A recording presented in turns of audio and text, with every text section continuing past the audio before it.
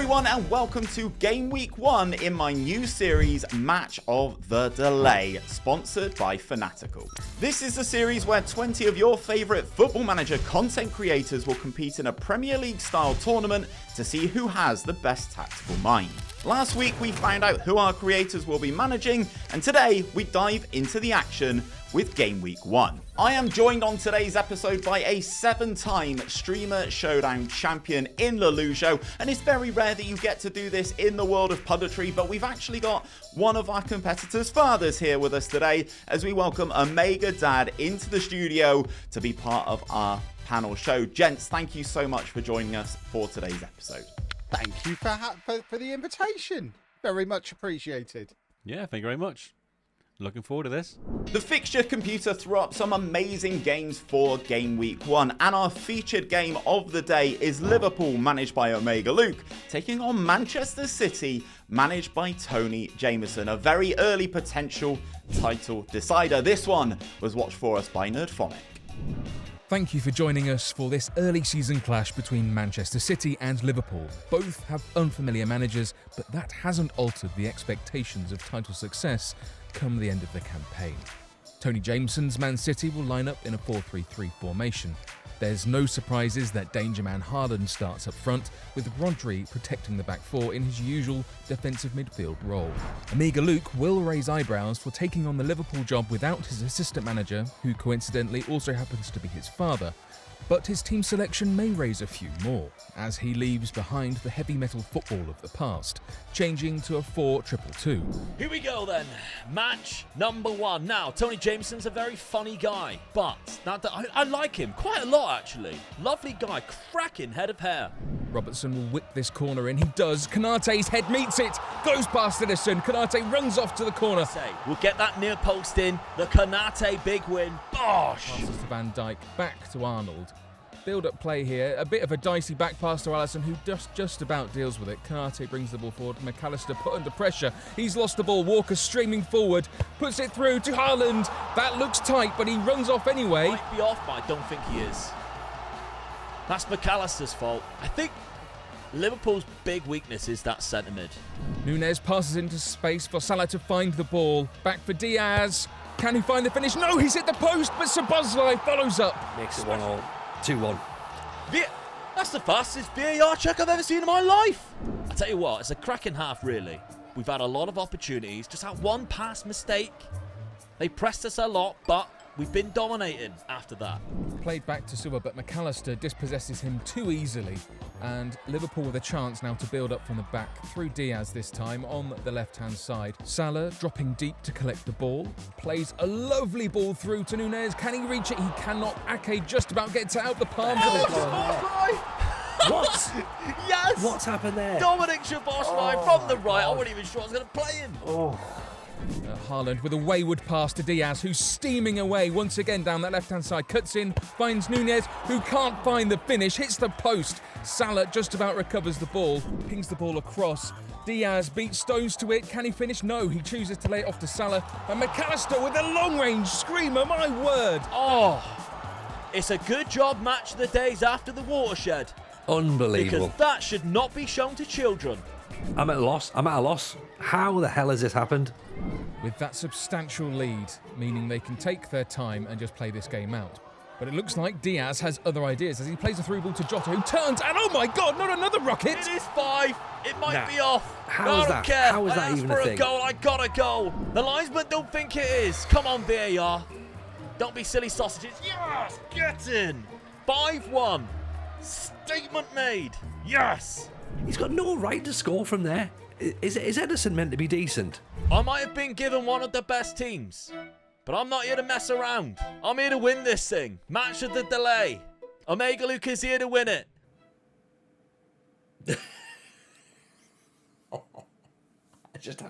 I have no words. Absolutely awful.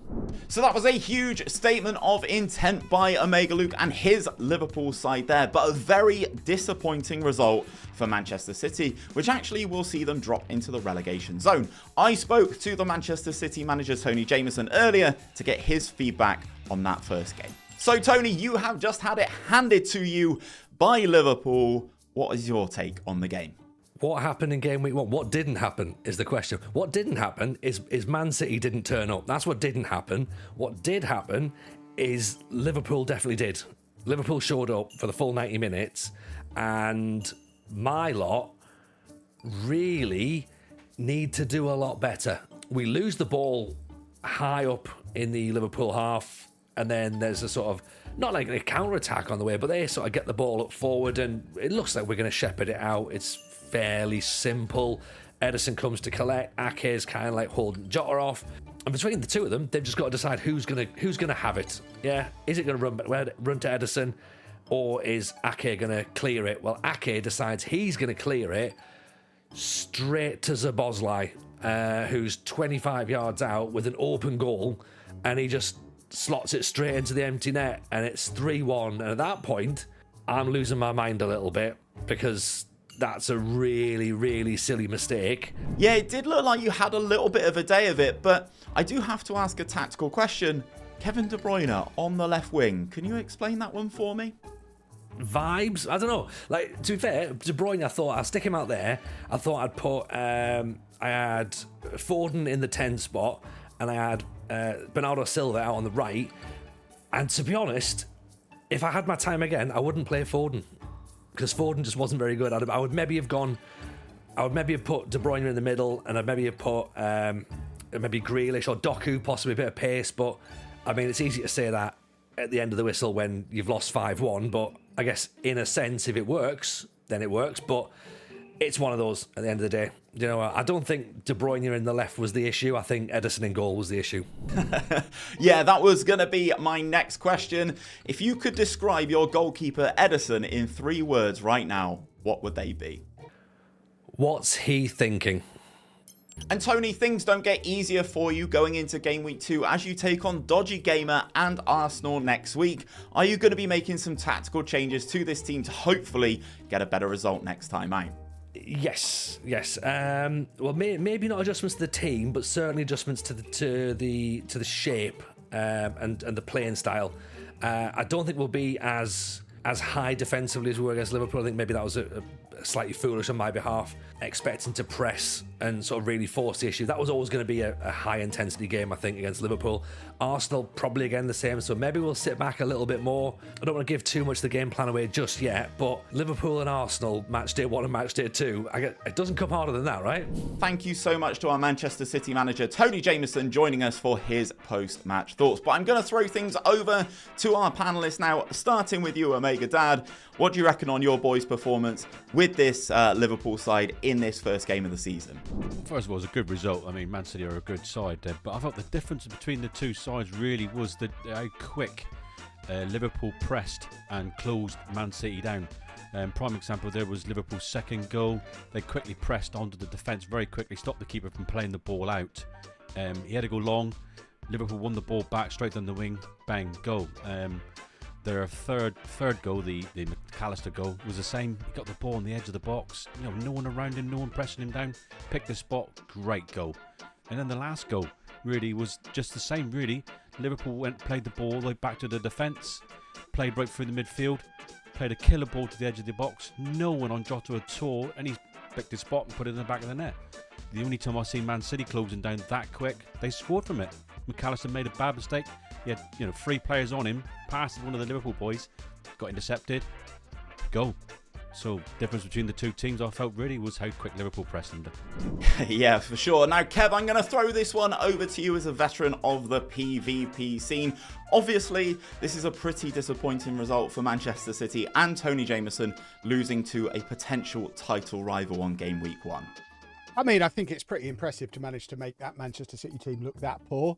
A team that famously likes to play with 4 centre-backs. He's managed to get done over by corners multiple times. Good to see Luke carrying the PvP flag with the overpowered near-post corner routines, the little rascal.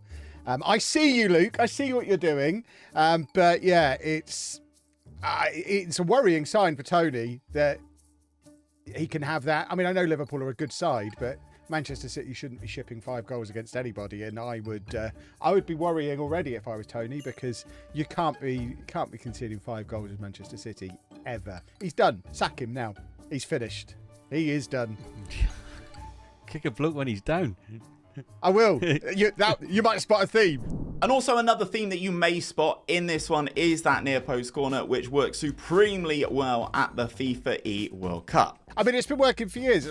5 of my 7 streamer showdowns are based on that one corner routine. So if people aren't overdoing it, it'd be interesting to see if people are using long throws, because long throws are mega effective in FM24 at the moment as well, and it doesn't seem that many people are using them. So I've got my eyes open for long throws as well. Well, there you have it, our pundit Lelujo giving our competitors a few little tips from his PvP bag of tricks. Moving on to game number 2 of the episode today, we have Jake Cooper's Fulham, who will entertain Kempi and his West Ham side in the first of many London derbies of this series. This one was watched for us by How We Roll Owen. Jake Cooper versus Kempi, the battle of the rebuilds. Let's go out there. Let's do the job. Hello and welcome to matchday. It's the opening day of the season here, game week 1, and Jake Cooper's Fulham are hosting KempiXI's West Ham at Craven Cottage. Both teams have made some big moves in the summer, and we're seeing a couple of debuts on both sides. The big one for Fulham is going to be Emil Smith-Rowe coming from Arsenal, and Anderson at the back comes with a bit of a reputation from Crystal Palace. They'll hope to hit the ground running and give these guys the start they're looking for. Meanwhile, the other side of the pitch, West Ham continue their hunt for a striker to replace Antonio, and Fulkrug gets his start after his big move from Germany. And then at right back, with a big reputation, Aaron Wan-Bissaka comes from Old Trafford. He'll be looking to put a few bad seasons behind him and try and force his way back into England's squad. Fulham have a throw in deep in West Ham's half. Throw into Nelson, who turns his man and whips it back post. Harry Wilson can't win the header. It falls to Lukic, who drives into the box and fires a shot in. Chance here now for West Ham with the throw in. Thrown into Kodas. Kodas cuts it back to Emerson. Emerson whips it in, but it's nowhere near Bowen. Cleared by Robinson. Falls only as far as Wan-Bissaka. He's going to take on his man here. He can't beat him. He's going to pull it back to Lucas Paqueta. Paqueta looking for the pass. Tries to find Alvarez. Doesn't get it. Lukic nicks it in. It falls to him and he's going to start the counter-attack. He drives the defender. He's tackled. Falls to Nelson, who picks it up in his stride and drives onto the box. He's going to keep going all the way to the end line. He's going to look for the striker. Jimenez. 1-0 Fulham. An amazing counter-attack. We've been done goal. on a Jake Cooper counter-attack. It is Fulham heritage. West Ham have fallen apart. Nelson turns 3 West Ham defenders. He's into the box. Fires across goal. Big save from Ariola and knocks it wide. Tactical change. We're going into our free back. We are getting dominated too much here. I can't handle it. Hands go up in the air. He whips it front post. Anderson towering header front post. Goal. Oh, Jake scored. Ref, that's not fair. I am majorly panicking. They're all stressed. I'm stressed. Chance here for Fulham for the corner. West Ham haven't been able to deal with these. Wilson whips it in front post. Anderson again with a brace. From another corner. Wilson onto Anderson. I promise you, I've not used any kind of fancy tactics. It's causing me issues. He turns, tries to find Bowen, but Sessegnon cuts it out. Lukic to Nelson. Nelson to Traore. Lukic is clean through here. Great through ball. Oh, he's tried to chip from 20 yards. Oh, he's made Ariola look silly. It's a contender for goal this season. Like I say, this guy was not meant to be in the team. I put him in. The game did not suggest him for the first 11, not even on the subs bench. But he looked good. I put him in, and he has scored. He's been brilliant this game. He's filming it. Make it 5. Go on, Jack. Make it 5. Make it 5. Castaneda crosses it. Oh, what's Ariola done? He's missed it. He's flapped at it. And it's fallen to Traore, who's headed into an empty net. Genius of putting Traore up front has worked. 5-0 to Fulham. 5-0. And there we go. Full time, 5-0. A dominant first game. Just a simple 4-2-3-1, then changed it to a 4-3-3. Really proud of how we performed there. We'll be back next week. So Kev, that's an impressive win for Jake Cooper and Fulham there, but questions will be asked about that narrow formation that was used by West Ham. Yeah, I mean, at what point when every goal is coming from a cross or a corner, do you stop playing this mega narrow formation? Because not only are they incredibly narrow in the midfield and the attack, but we saw in a couple of the goals there, the actual back four are playing incredibly narrow as well. So they're tucked right in. Wan-Bissaka picking up an absolutely diabolical rating, and they've just been ripped apart by wide men and near post corners. I'm very proud of Jake right now. He seems to have very much subscribed to the Lelujo system. I can only assume he gets my newsletter. And again, we are seeing that near post corner meta coming into be. Omega Dad, do you think this is going to be an ongoing thing within this competition, or is there something our teams can do to prevent this? It could well do, but I'm a very old-fashioned person in my ways. I always play people on the post. You know, have your post player on the post. Each post, that wouldn't happen then. I mean, each time that ball went in, it was a free header to the near post. Just glancing in, and if someone was stood on the post, heads it back out again. Then no problem, innit? But like you just said just now, they played very narrow West Ham, so they just got caught, and they really players wandering into the box. I think it's pretty clear as well that people are, when it comes to the corners, people are setting up their custom attacking corners, but not setting up custom defending. And I think anyone who's going to go through this tournament without actually setting up a custom defensive corner setup is just going to get ruined by everybody else who's using these near post corners. You've got to counter it, and then it becomes a game of chess, because then they're going to counter your counter, and we could get some interesting battles later on. But yeah, they can't just leave it on the default way of defending, because they'll get wrecked. Yeah, I do have to draw your attention to the match rating of the back four of West Ham, the best of which was Mavropanos with a 6.7 average rating, which is not good for Kempi. I mean, if you're going to play that narrow as well, are Wan-Bissaka and Emerson really the fullbacks you want? It's not as if he's even got flying wing-backs going forward. It's an interesting setup, it has to be said, and it didn't work. Now we get to see the first of our two FIFA E World Cup England assistant managers in action as second yellow card and Spurs take on Leemo and Bournemouth. Commentating on this one for us is D-Boy Plays. Welcome to the Vitality Stadium for today's fixture of Bournemouth versus Tottenham Hotspurs. Bournemouth today operating a traditional 4-4-2 with new boys Enes Ünal and Evan Nielsen fronting the line, hopefully providing some goals for the home side today. The other big money signing for Bournemouth from the summer, Sinistera playing on the right-hand side. Tottenham going for a three at the back formation with a familiar attacking trio of James Maddison, Dejan Kulusevski and Heung-min Son. Surprisingly, big money signing from Bournemouth, Dominic Solanke starts on the bench. Will he feature? And it's live! Okay, Smith with a throw on the right-hand side for Bournemouth. Finds Sinistera, who plays it back. Good ball into the box. Enes Ünal straight in the bottom corner. What a finish! It's so typical. Control the game for the first 20 minutes and then just go and concede that straight off the bat from a bloody throw-in. Oh, why Tottenham? Why? Why did I have to get Spurs? And I'm happy with that. First half, 1-0. I'll take that. It's hard to look at that and feel like we've done a lot wrong in that game so far. Like, it's 1-0 down, but we're actually playing quite well. The issue for me is Kulusevski and Maddison. I switched them over before the match, thinking that they'd be better in the positions they're in, but I'm wondering if my system might have actually been right, and in fact Kulusevski through the middle, Maddison operating out wide might be better. I mean, they can't get any worse, can they? Romero's on a yellow card, to the surprise of nobody. Kulusevski on the corner, finds Heung-min Son, edge of the box, straight in the bottom corner, and that is the equaliser. That is not part of the normal corner routine, but sure, Bournemouth 1, Tottenham 1, we take that. Early goal back for Tottenham, Son, edge of the area. Too easy. The creative outlet for this team takes the ball wide. Spurs players charging forward. Finds Bissouma wide to Dodgee, and the deflection off Smith. We take that. That is a very weird goal, but I love the counter-attacking play. Right now I think we can kick on. Billing over the free kick, plays it into the box. Zabanyi nudges it onto Ünal, but it looks like he's straight offside there, so it won't matter. Bournemouth players trying to stop whatever attack Tottenham have. It's played in. Oh, he's going to give a penalty. Oh. Well, be able to continue, but maybe I should get him off as a precaution anyway. Is that Kulusevski from the spot? 75 minutes. Madison, go on. Oh, it's perfect. 3-1. Love to see it. This second half has been much better from us now. Madison and Kulusevski have really turned up. Fantastic. Over to Van der Ven. He's got a bit of space to move into. Oh, wonderfully weighted pass there. Kulusevski in the middle, finds Son. Oh, lovely scenes. 4-1. Holy crap, I was not expecting this to turn into this. I don't know how you can't find a straight pass like that. And it is 4-1 to Tottenham on the road here. Bournemouth, take a look at yourselves. There we go. A 4-1 defeat. Very humbled. That second half change, I mean, just looking at the analytical data, that flatlined them in the second half and just kicked on. Big fan of that. Massive win. Come on. So that was great resilience from Spurs there, coming back from a goal behind and actually proving that under second yellow card, they might not be as Spursy, but it was that massive decision to swap Maddison and Kulusevski over at halftime that made the big difference here. Yeah, definitely. I mean, I'm a firm believer of playing a player on the proper side of his, where if his left footed, play him on the left side.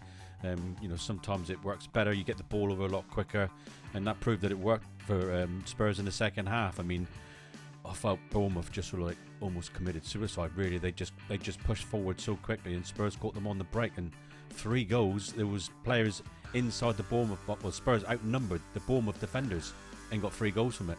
So yeah, definitely a good decision to change it over. It worked. They got the win out of it.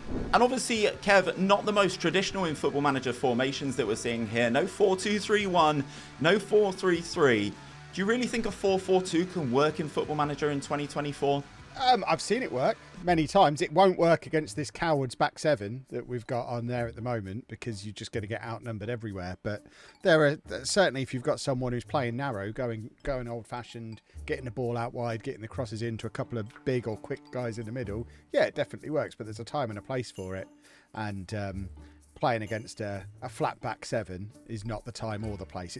It's a horrible formation to play against, and we've seen it doing exactly what it does in this match, because they can soak up pressure, and then if you've got quick wing backs and quick attackers, you're just constantly hitting the other team on the counter attack, and we saw it work perfectly.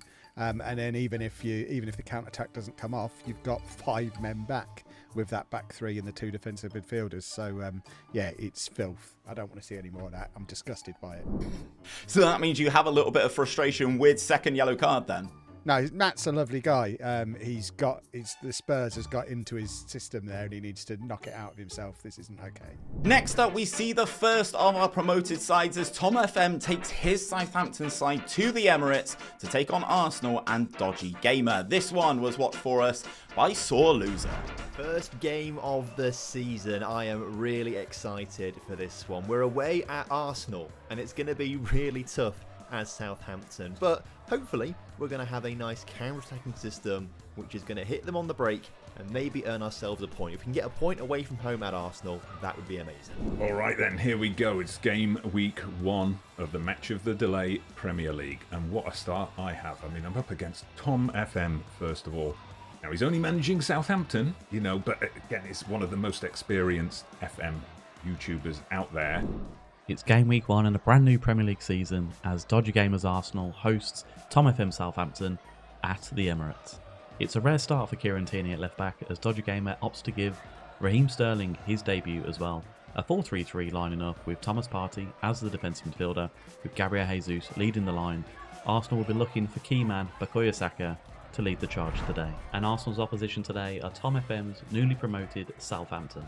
Now Southampton have set up with a 5-3-2 system with the hopes of stopping Saka and Sterling, Kyle Walker-Peters and Manning at right and left back, veteran Adam Lallana in the middle of the pitch with Brereton Diaz and Cameron Archer leading the line, new boy Aaron Ramsdale making his debut against his former club. It's only a chance for Arsenal as Declan Rice whips his corner in and Gabriel's headed it just over the bar. Tierney throws the ball into play to Partey, who's on a booking already. A loose pass into Cameron Archer, who drives into the box, hits it with his left foot, and Raya has tipped it just over the bar. Free kick to Arsenal, 25 yards out. Odegaard over the wall and past Aaron Ramsdale. More of a free kick, top bins. That is absolutely fantastic. First goal of the season. Martin Odegaard, get in. Thrown in an attacking position here for Arsenal. Tierney throws it into Odegaard, who gives it in back. Tierney, deep cross to the back post. Gabriel Jesus rises highest. So easy for them, and it's such a quick highlight as well. But did Saka stray offside? Well, if he did, I don't think he really interfered with the gameplay. I wouldn't be mad if he was in an offside position, but the goal is counted. Let's see, is it going to be allowed? It's awarded. Fantastic. He's got to beat Saka, and he does. Puts a ball in towards Archer, who can't win it in the air. Falls to Walker-Peters, though, who gets past his man. Can we just score, please? How have we not scored? Half-time. I don't think we've played badly. That's the thing. 7 shots to 12 shots. They've had a better XG, I suppose, and they've made the better use of their chances. We just can't keep our shots down. If we can keep our shots down, a bit more power, a bit more clinical ability, we'll be all right. But Dodgee Gamer's Arsenal are in complete control here. Sterling out to the right-hand side to Odegaard. Goes from distance off the bar. Is there a counter-attack on here? Brereton Diaz up the left-hand side. There's 5 Arsenal shirts around him, but a lovely pass into Smallbone. Archer now. Back to goal. Gives it to Manning. Into the box. Left-hand crossing. A bit of pinball and Smallbone. Will Smallbone is in the back of the net. Now, was there an offside in there early on? Apparently not. But loses out to Sterling quite easily there, you have to say. Odegaard into Partey. Goal. That's when we can... Oh my God, what the hell was that? Ben. Sugawara down the right-hand side, replacing Walker-Peters. Is there going to be some quality left in Southampton's tank here? Stevens into Downs. Lovely ball over the top to Adam Armstrong. Whips it back across. Aribo at the back post. And he's put it past David Raya. God, that is awful. 3 minutes to go. Who can find a winner here? Odegaard whips it in. And Gabriel somehow put it in past Aaron Ramsdale.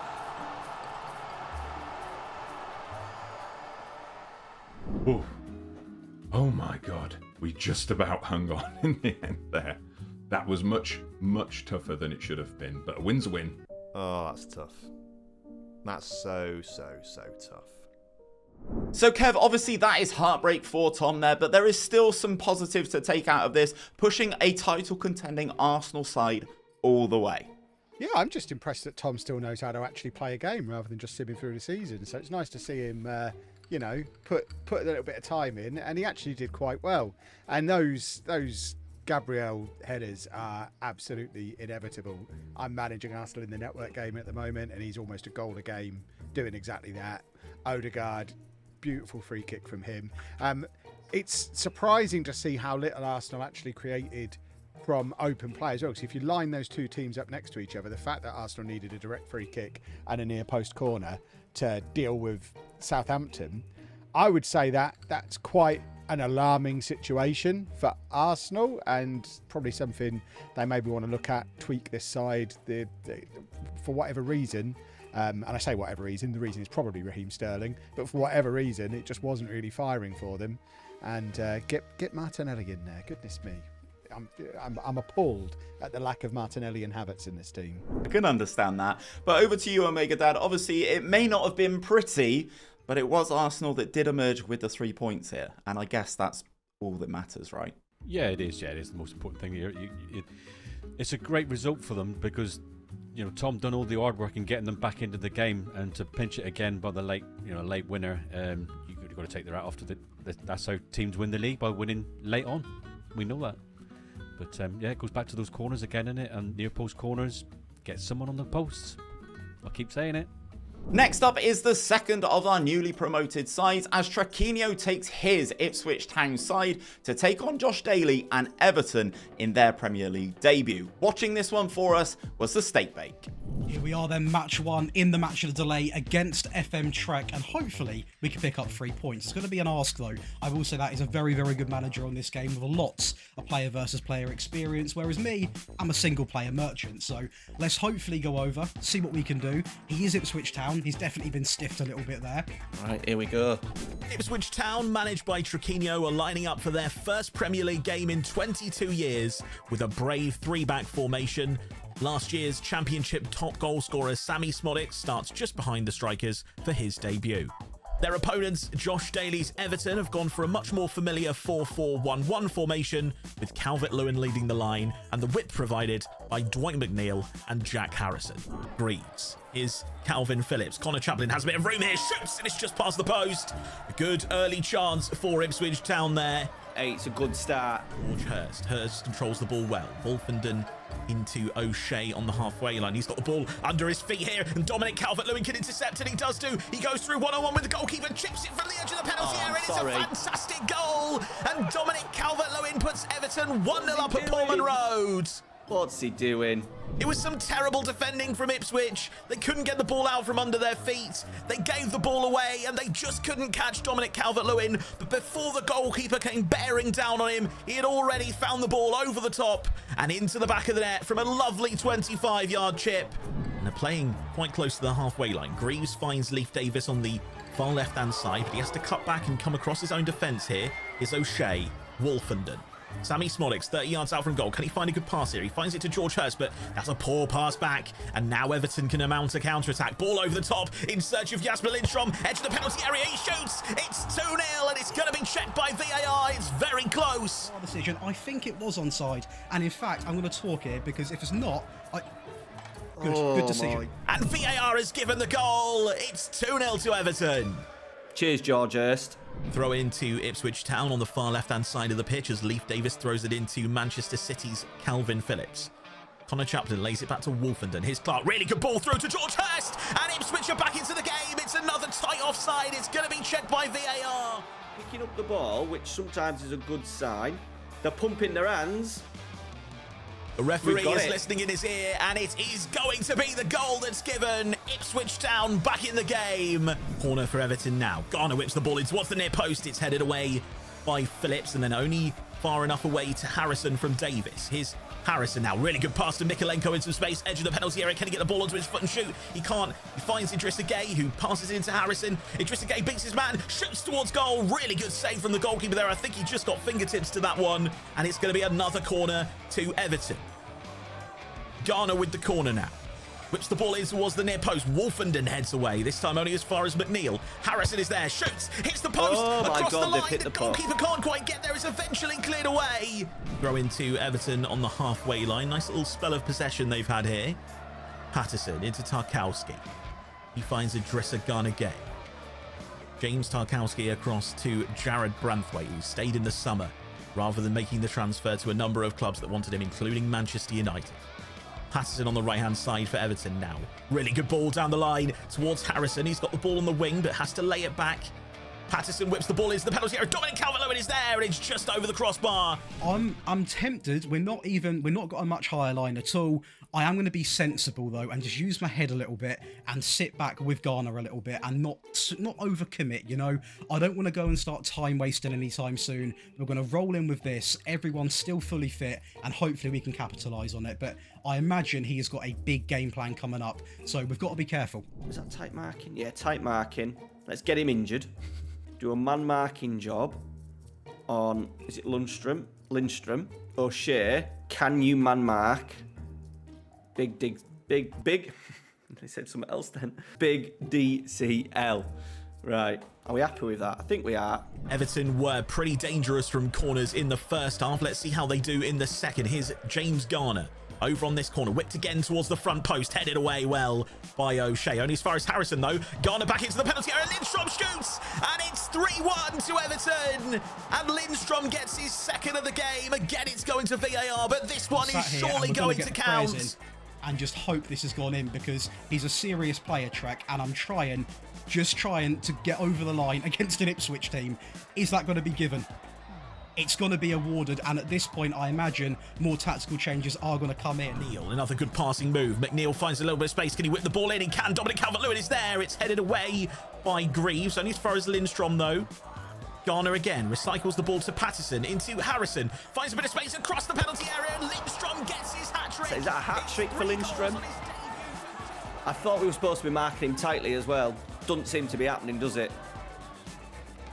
And that is the final action here at Portman Road. Ipswich Town's fairy tale reintroduction to the Premier League is quickly quashed by a rampant Everton side. And that is going to be our first win in our debut game. That is what we love to see. We'll drop a little celebration as well. We absolutely love it. A 4-1 win. But again, GG's to Trek, because with a better team, he would have stuffed me there. So fair play to him. But that, 3 points in the bag. Game done, boys. Not the start we wanted. We had Portman Road, and Everton has taken us to cleaners. So this was a bit of a baptism by fire for Ipswich Town today, but Omega Dad, I think it was that high line that was causing them the biggest problems in this game. Yeah, definitely, and it's all about the play on the ball as well. I thought both teams are set up tactically quite well, but Ipswich weren't that good on the ball, and when they lost it, Everton punished them quite badly with goals, really. So down to just possession, keeping hold of the ball and not giving it away. First goal was a prime example, you know, and giving the ball away on the edge of the halfway line with no one behind you, suicidal in it. So definitely, playing a high line like that, you're going to get in trouble if you lose the ball. And in this game, we've actually had an early contender for the Golden Boot, as Jesper Lindstrom scored a hat-trick for Josh Daly and Everton. And I have to hold my hands up here. This is a player that I've not really heard of before. Kev, I'm sure you can tell us everything about him, right? Yeah, I know all about him. He's great. Getting back to what we were talking about before, though, I think this is a problem you're going to have with Ipswich as a newly promoted team, because remember, we're doing this is on an updated database. So Ipswich are effectively what was expected to be a mid-table championship team. who have been dropped in the Premier League, if you're going to faff around on the ball against one of the best pressing forwards in Football Manager in recent years in Calvert-Lewin, you're going to give the ball away. It doesn't matter how many defenders or how many fruity little tactical shapes you decide to try and do. You're going to get battered because you're playing with players who are just nowhere near the level of the likes of my boy Lindstrom, who, like I say, big fan of his, have been for years. So now in real life, Manchester United have sacked manager Erik ten Hag, but in our competition, Breezy will be taking over the managerial duties and he will be taking his team to Molineux to take on Wolves and Big Robbo. Now, I have been told that before we get into the action for today's game, we've got a little bit of a message from the Wolves manager. Big Robbo has entered the building. Now let me tell you, how rigged this is. You have given me the team in the Premier League with 1 point. They have registered 1 point in the Premier League and the newbie to the scene has been given this team. But let me tell you something. Claudio Ranieri, Jamie Vardy, Mark Albrighton. Bit of football trivia for you. What were they part of? A football underdog story. I've got Man United first game week, my beloved team. I love them to bits, but today it's nothing but... Welcome to the opening game of the season at Old Trafford, where Manchester United take on Wolverhampton Wanderers, or Breezy versus Big Robbo. Robbo, one of the most vocal Manchester United supporters on Twitch, is of course managing Wolves. Both managers hoping for a positive start to the season, with Breezy's United the favourites heading into the fixture. Hopefully, I can fare a little bit better than Erik ten Hag probably would in real life. You're probably confused about the player faces. Speak to Rob. That's all I'm going to say. I am using a 4-3-3 tactic that I used on my old United save, which is a counter-attacking tactic. And Breezy don't know what's coming for him, mate. I'm joking. I'm well aware I'm going to get absolutely pummeled. The Wolves team looking strong as ever. Strand Larsen up front is actually a caretaker from my old high school. Don't ask where I got the picture from. Strand Larsen wins his header from Jose Sar's goal kick. Andre now moving the ball to the right flank. Lovely intricate passing on the right-hand side from Wolves. Back to Strand Larsen, who's found Andre. Oh! He's got a bag! I would have parked the bus! He's got a bag. Mason Mount makes one of the best slide tackles I've ever seen as Casemiro floats the ball into Garnacho, takes a wonderful touch and fires wide. That's such a good chance. Okay, an absolute stale second half of the first half. That was absolutely atrocious. But something about these games, lads, when you're the underdog, when you're the team that are expected to get feasted on, you sit back, you wait for your chance, and you go. And you go, and you go fast. Right, half-time, it is 0-0. Not a great game for the neutrals. 4 shots each. We haven't had a shot on target yet. Need to go into the tactical vault and try and change something. I am going to have a... They're not reacting to anything that I'm saying. Like, the lit stress because I criticised the strikers. Unbelievable. Oh, we're the first ones out at the half as well. We're the first ones out at the half. We're up for this. Come on. The cagey first half has continued into the second here at Old Trafford. As we approach the hour mark, still goalless. Jose Sar's goal kick is taken long, intercepted, and it falls to the feet of the substitute, Amad Diallo, who dribbles unchallenged into the area, shoots, goal! 1-0 to Breezy. What a substitution. Amad Diallo, off the bench, brilliant run through the midfield. Bruno Fernandes again, Marcus Rashford, fantastic ball out to Luke Shaw, who drives down the left flank, fires it in low, and it's 2-0. 2-0 to Manchester United, and it looks like, I don't want to speak too early, might be kicking off the season with 3 points. Come on! We're going to bring Guedes on, Sarabia on as well. We're going to bring on Mario Lemina. We'll bring on Tommy Doyle as well. We're going to go for a positive mentality. We're going to try and take the game to him. We've got nothing to lose. It appears to not have made any of my substitutions. So not only have I been given Wolves as my team, but the game is stopping me from winning now. He's fouled. Bruno Fernandes picks up the ball, crosses. Amad Diallo nods it down. Rasmus Højlund has the ball in the back of the net. It's 3-0 to Manchester United. Or is it? Amad Diallo has just beat a fullback at the back post to a header. Would have been worth it had... why is the video coming from that direction? Very strange. Would have been worth it had the Højlund goal counted, but unfortunately, he's just moved a little bit too early. Let's roll out for offside. Okay, last roll of the dice. Last roll of the dice. Last roll of the dice. This is a tactic that I used back in... it was like 89 or something. It's inspired by a Fabio Capello tactic. You basically just don't think about what you're doing and you just move players around, encourage, and then hope it works. So, as the final whistle blows here at Old Trafford, Manchester United pick up an important 3 points in their opening game of the season, beating Wolverhampton Wanderers 2-0. I tell you what, match of the delay, well done. Breezy, well done on your first win, a 2-0 win over the mighty Wolverhampton. Well, what I will say is, in life, when you lose, you learn. Yeah, and I've learned a few things about my team that you will see in the next game week that will be different. There's a few players that are too fragile for this environment. There's a few players that can't handle a knockout tournament. It's the best way to kickstart a new season, let me tell you. A win and a clean sheet. Happy days. That is, yeah, couldn't have wished for a better start, to be honest. All over that.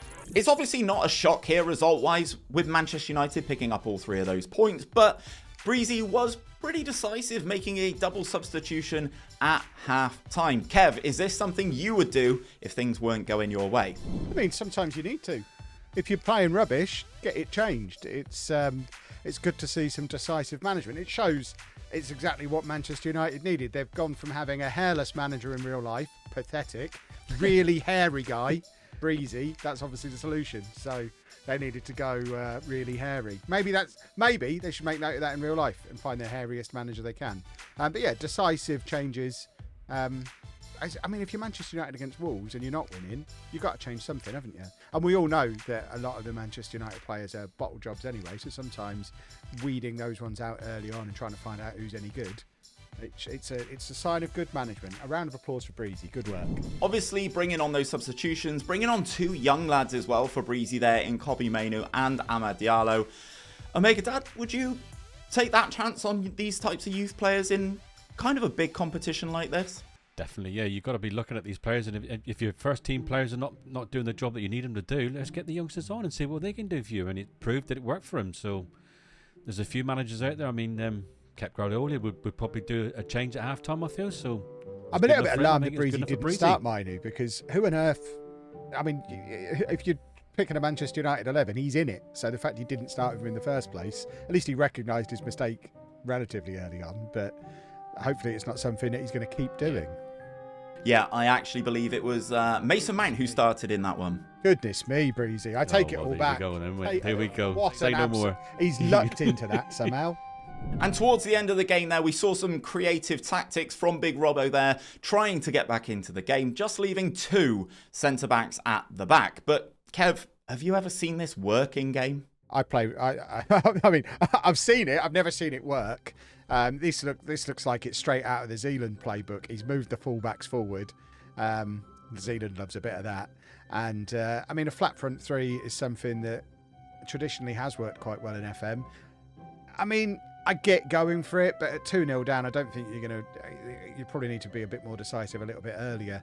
I don't think you're going to turn it around in 10 minutes when you're 2 goals down, no matter what you do.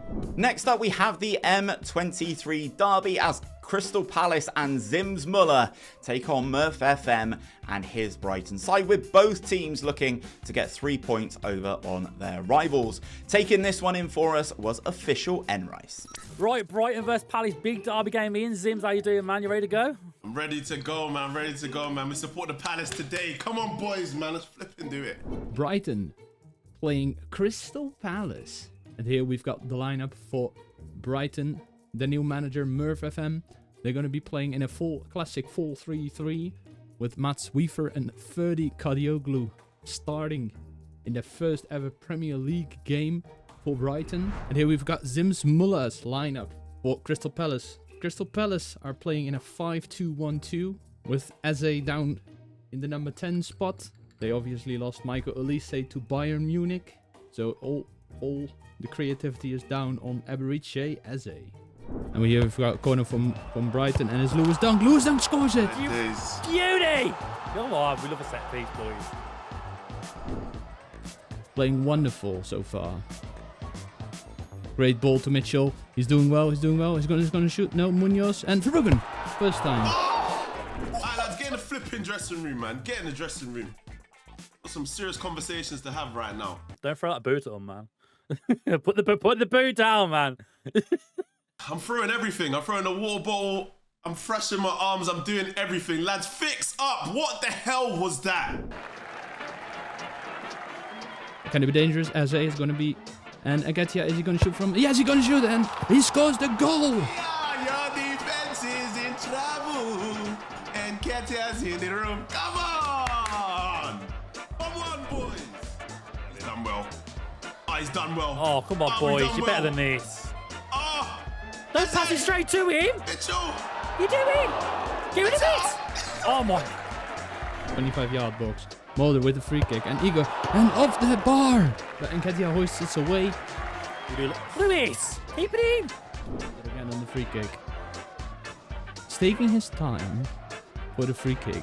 Don't shoot from there. Is he going for? Yes, he's going for, but Henderson and then James Milner! Is he on? Lino! James bloody Milner! Boys, who's marking him then? Shambolic, man. You've only gone and lost to the flipping We rivals. love you, Milner. We do. We love you, Milner. We do.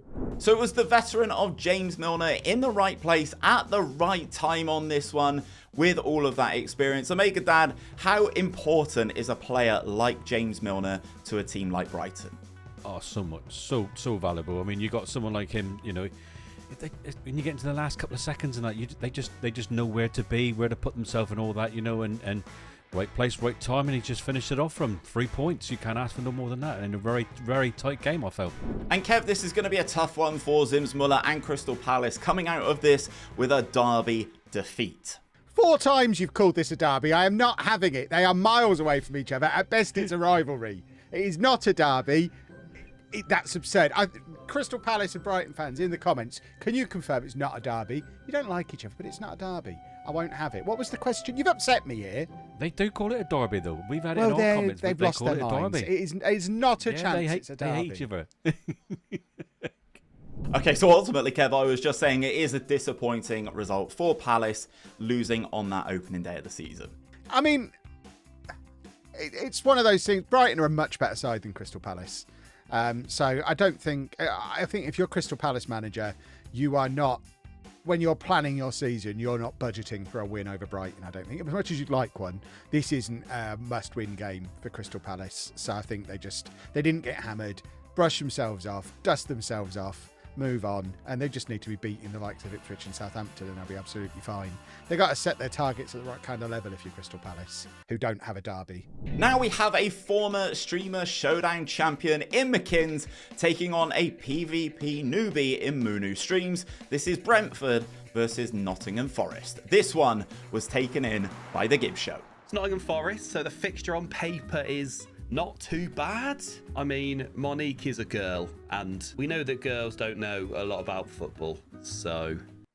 I got the most ridiculous tactic, and we're Nottingham Forest, so I went with a tree. It's a little unhinged. Mooono Streams opens up with an intriguing 4-3-2-1 formation with Chris Wood trying to bring total football to the City Ground.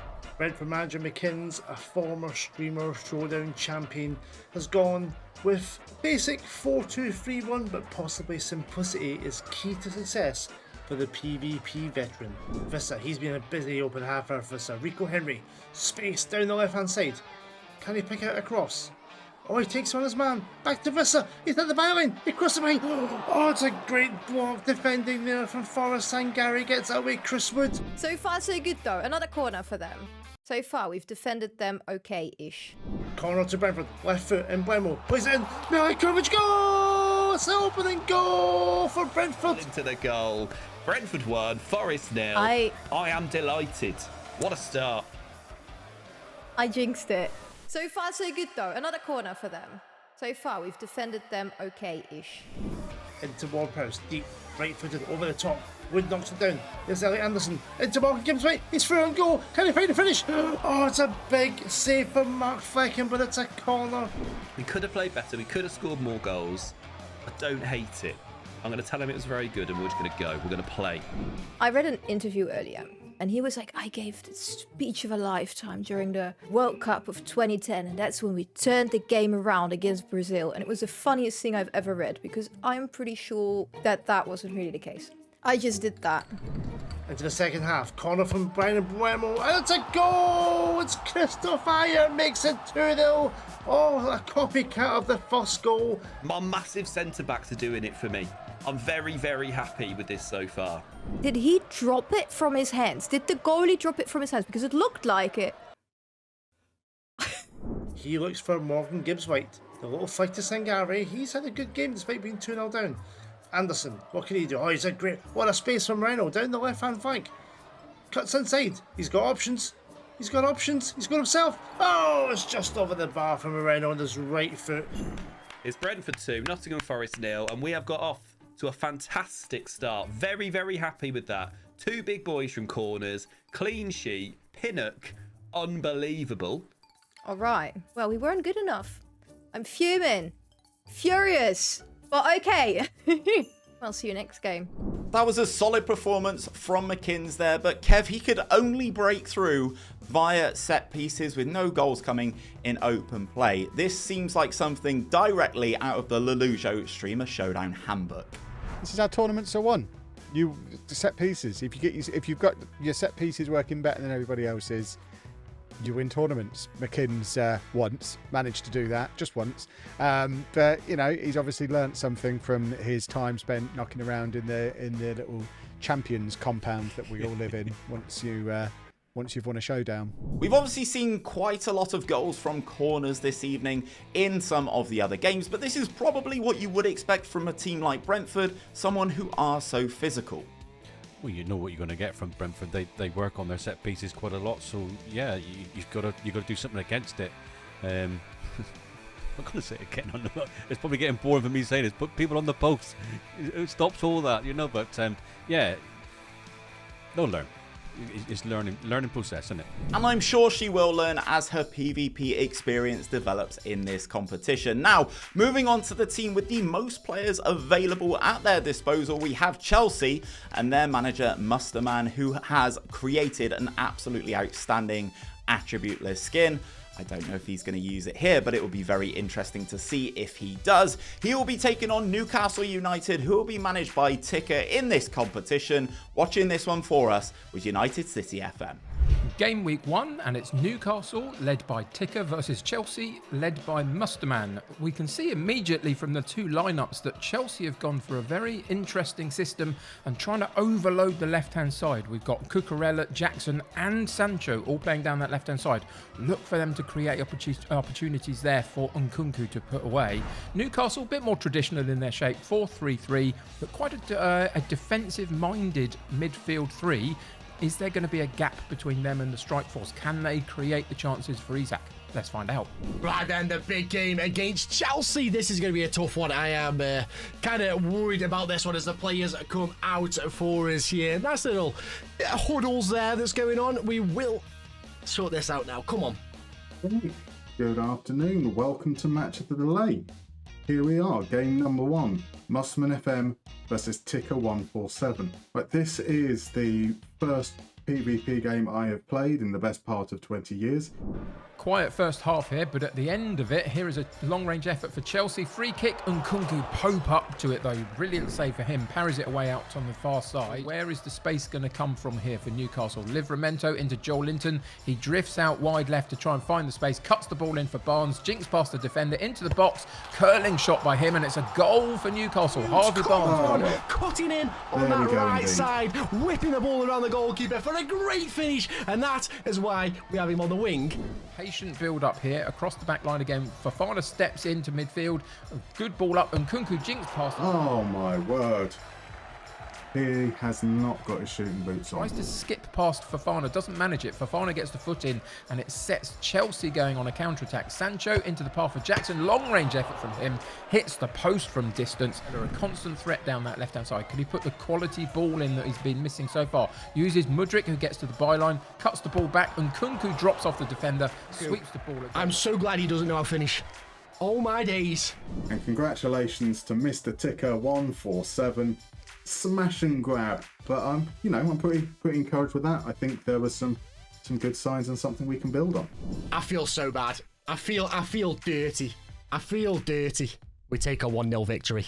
So that's an interesting result for Chelsea there, seemingly having a good share of the game, but lacking that cutting edge that they're actually showing in real life a little bit right now. But this is a massive result for Ticker and Newcastle United. Smash and grab. That's all I think about that game. Great goal by Harvey Barnes.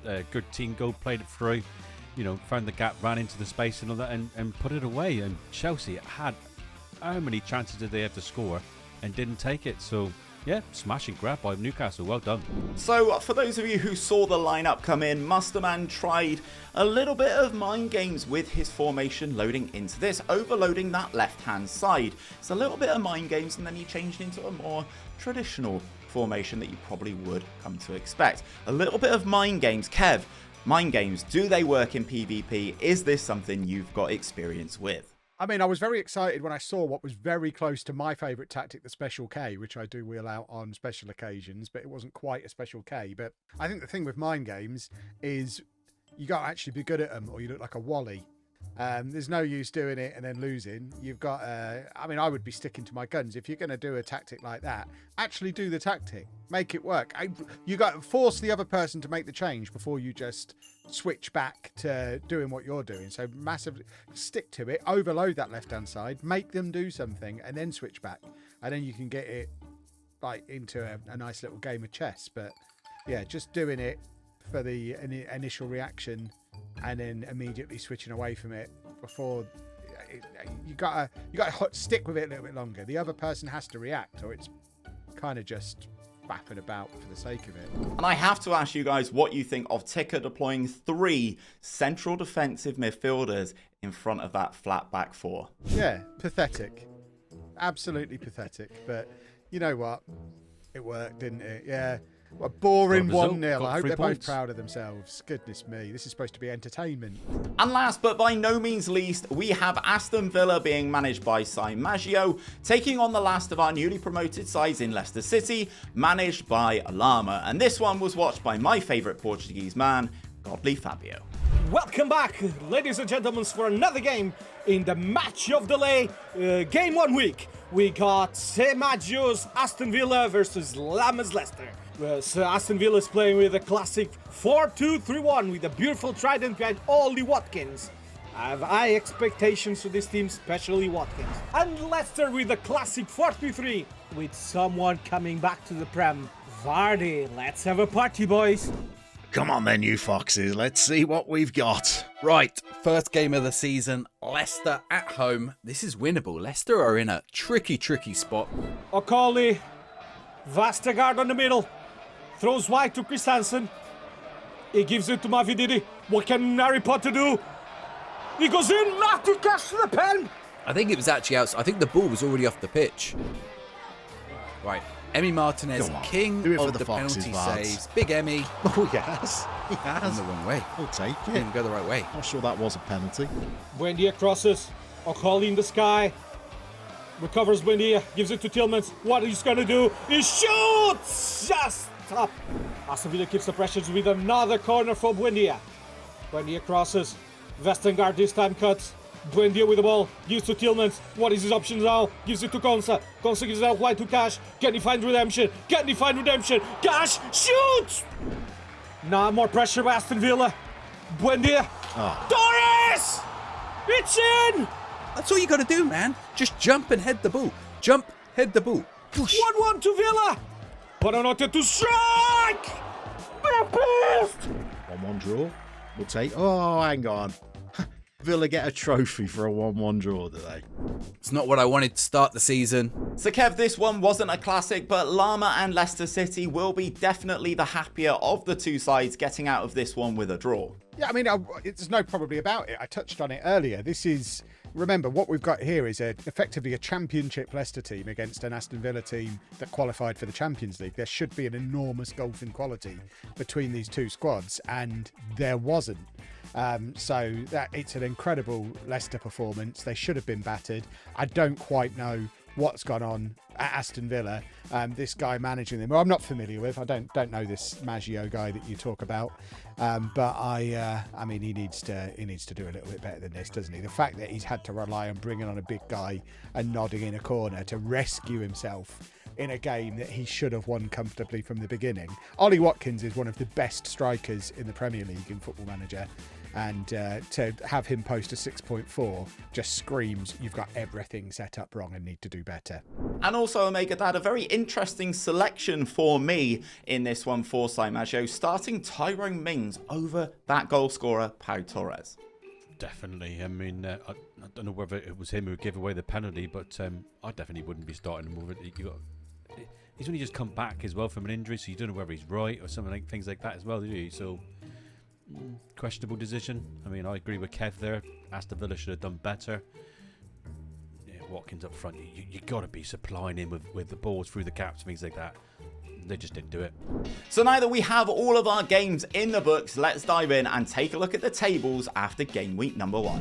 Jake Cooper will be wanting to stop the count now as he tops the table on goal difference with his Fulham side, sharing 3 points along with 8 other competitors. And at the other end of the table, we have a surprise as TonyJameson's Manchester City occupy one of those relegation spots, but there is still lots of action left to come. And guys, if you are still watching this video at this point, coming up right here is going to be a £10 gift card thanks to our sponsors of this series, Fanatical, that you can go and use on their site. You can even use it to pre-order FM25 if you want. And if you have enjoyed today's series and today's episode, please don't forget to drop a like on the video, subscribe to the channel if you are new around here and you're picking up the content for the first time, because next week we've got game week 2, and believe me, there are some absolutely banging fixtures in this game week as well.